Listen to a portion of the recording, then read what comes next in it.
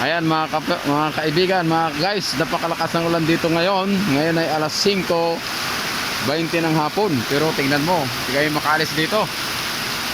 Napakalakas ng ulan dito sa Barangay Marcalon, Calintaan, Occidental Mindoro.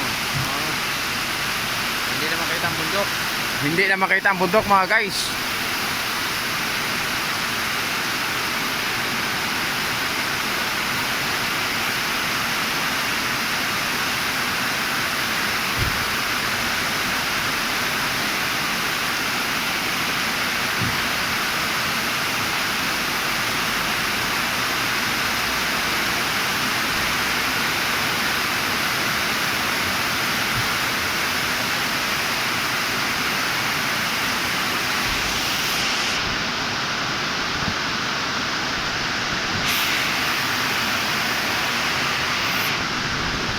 Grabe, sobrang lakas ang ulan mga guys.